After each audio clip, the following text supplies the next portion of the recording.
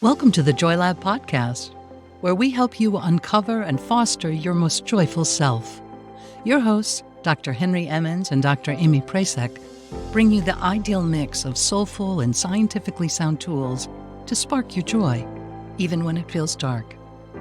When you're ready to experiment with more joy, combine this podcast with the full Joy Lab program over at joylab.coach. Hello, I'm Henry Emmons, and welcome to Joy Lab. And I'm Amy Prasek. Here at Joy Lab, we infuse science with soul to help you build your resilience and uncover your joy. And today, we are talking about a little or big phenomenon called Obliger rebellion. I just really like the term. Yeah, it is a very cool term. I'm interested to find out what the heck it means. Yeah, let's dig into it. It drew me in. So it comes from something journalist Gretchen Rubin introduced in her book, The Four Tendencies. So she suggests that when it comes to our relationship with our inner and outer expectations, us humans fall into four tendencies. These are upholders, questioners, obligers, and rebels. So I'll link to her website for more on these. I'll brush them over before we get into the Obliger rebellion piece, so we have some context. But first, I do want to say that I don't see any of these as bad or one is better than the other. It's probably more about, when we sway out of balance, that we can get ourselves and others into trouble with these. And we have a bit of each in us as well, I think. So here they are. Try to listen to see where you fit. The upholders are the disciplined folks. They'll meet inner and outer expectations like a boss. These folks follow the rules. They enforce the rules. They set resolutions. They complete them. Check, check, check. They have inbox zero. They're on it. Right? The questioners are more apt to do something if they can understand why it matters. And they also tend to make those outer expectations personal. So they really, keyword here, question things and make sure that they understand the pieces before they dive in. Rebels push back on outer and inner expectations. Rubin says, and I love this, these are the folks who would say, you can't make me and neither can I. I like the neither can I. You're just rebelling around everything. And it's not that these folks don't do anything, right? Isn't that good? Neither can I.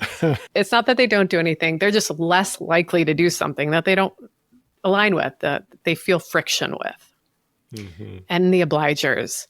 Rubin notes that the obligers are the majority of us, and that obligers really work to meet outer expectations, but might struggle more with the inner ones. So obligers might do more things for some perceived outer goals than they might do for their inner life.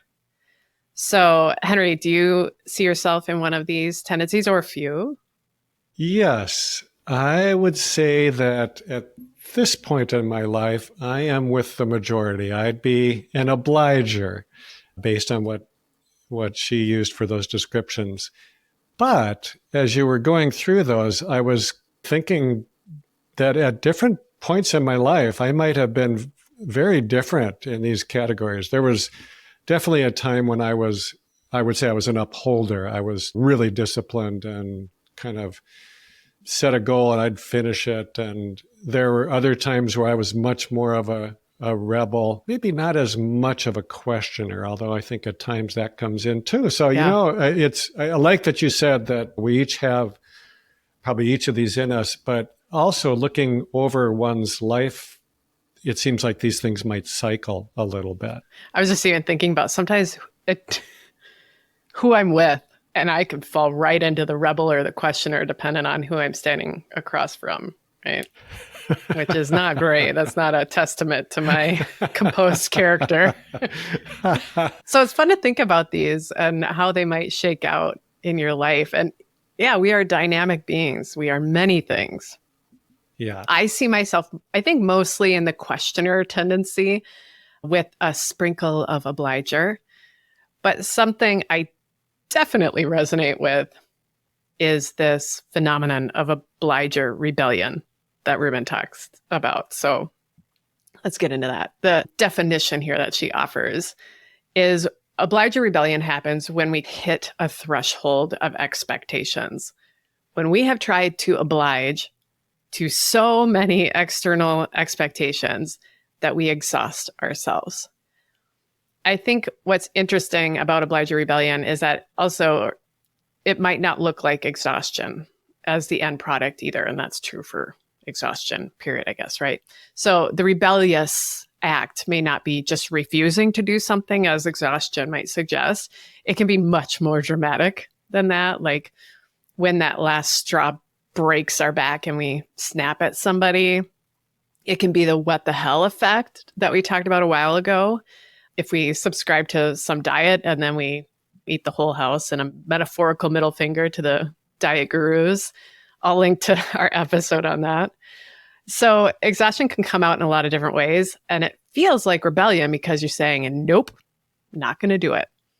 I have definitely quit a job in that state, didn't handle it well, and burned some bridges. So we have something to learn from this as well, right? Yes. So one question I have is whether she wrote this before or after that quiet quitting phenomenon that kind I was thinking came about that. The Great Resignation. Yeah. Quiet quitting. Yeah. I think it was before. I have to find her book. Yeah. That's obliger rebellion. Yeah. Well, I can definitely see people and see it in myself getting to this point where, you're either exhausted or you're so frustrated, you just say, I can't take it anymore. I'm going to do something different, which I don't actually think is necessarily a bad thing. I mentioned, my own life cycle kind of showing up in different ways. And I think something like that happened to me early in my life, and it really helped propel me to take a very different career course. I think I rebelled against the narrow role that the healthcare system had defined for me as a psychiatrist. So my rebellion, if you will, took several years to finally reach its breaking point. But when I did reach that threshold, I quit my job and immediately started in earnest to try to find a different way to practice psychiatry. So for me, this rebellion was like a rocket thruster. It mobilized me just enough to break that gravitational pull. It was secure income. I had a young family, all the societal expectations. It was a lot, for me at least, to overcome at that point in my life. And in that sense, I can see this as something that really might help us move along. It gives us the energy to break out of some entrenched pattern that we all have in one way or another. I love that perspective, Henry. So let's go with that. Let's see obliger rebellion as not a bad thing. It's not a failure on our character, but there's certainly some things we can learn about it. And then how can we take skillful action would be that next piece. So I'll give an example more of how I think it can be helpful as you've inspired me here, Henry, to think about, and how it can be helpful to check in with our external and inner expectations as obligers when we maybe hit this space. So my husband and I have been married for almost 20 years now. We got married very young. Not a great idea in most cases, but it has worked out quite well for us. Anyway, we didn't have a kid for nearly 15 of those first years. And for that period of time before we had our daughter, we were constantly asked, when are you going to have kids? When are you going to have kids? When? And when we responded that we didn't want a kid at the time, folks would say, oh, you'll never feel ready to have a kid. You just have to do it and you'll never regret it. First, that's a fallacy. I just want to know, you have a kid. You don't know what your life would be like without one. Might have been great, right? So you can't make that comparison. Second, I've known folks who absolutely regret having children. Let's be honest about that. It's not like buying a Honda and then not liking it, so you trade it in for a Ford, right? You are stuck with those suckers. You cannot trade a kid in. Clearly, I still haven't shaken some of the fuel that these conversations put in me. So yeah, I think you should absolutely feel pretty ready and really want to have a kid and not just obliged to societal expectations or traditions about having children. And then what I found was so funny when we finally, quote, finally, felt ready to have a kid. Once that being existed in the world, people continued to ask, when are you going to have your next kid? I was actually surprised because I thought those conversations were done. We had one, conversation ended. But no, it became now, when are you going to have your next kid? And then we would say, well, we only want one of these things. Wonderful little creatures, but just one. I had so many folks say, oh, that's too bad. It's not fair to just have one kid and leave them without any siblings. And I remember the first time somebody said that to me, I was fuming. I don't want another one. Who is this fair to, right? So, Obliger rebellion.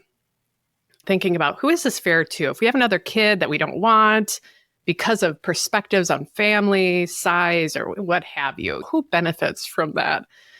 I think for me, it was really about noticing what I would have been obliging to and then making some skillful choices regarding the stuff that wouldn't have served me or our family. And so for us, it was I'm so grateful that we were able to not step into actually that obligement of, oh, I guess we should have a kid, because it definitely wouldn't have been a great thing for us at the time. So I'll try to make sense of this. For me, this experience of having one kid, again, as I said, did help me to also shake off other obligations as well, I think, which is interesting. So stuff I was doing to meet societal expectations that helped nobody, including myself. It helped me to see the obligations I might also be unfairly putting on others, and how another person even may not be able to rebel as easily as I can rebel in certain contexts. Do you have some thoughts here, Henry? Some ways that we might be able to tune into our obliger rebellion when it surges and move with it more skillfully?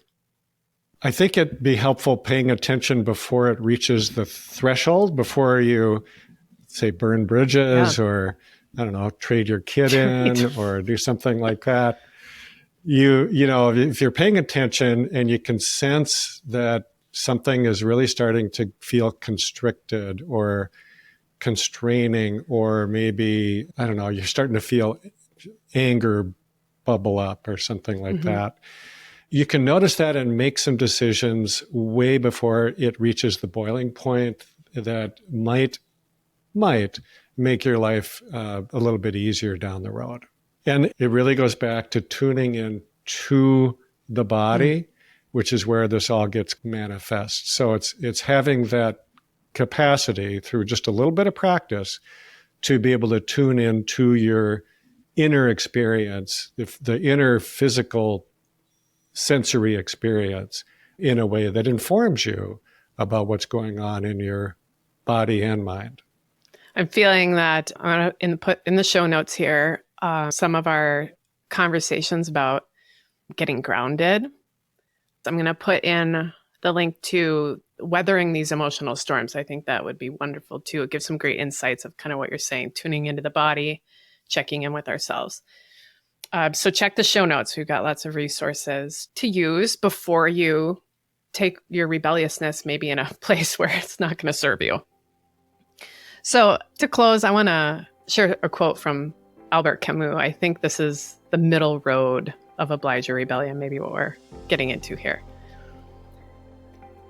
The artist forges themselves to the others, midway between the beauty they cannot do without and the community they cannot tear themselves away from. That is why true artists scorn nothing. They are obliged to understand rather than to judge. Thank you for listening to the Joy Lab podcast. If you enjoyed today's show, visit joylab.coach to learn more about the full Joy Lab program.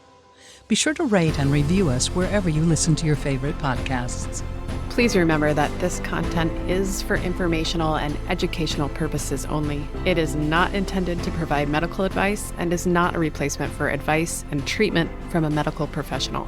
Please consult your doctor or other qualified health professional before beginning any diet change, supplement, or lifestyle program. Please see our terms for more information.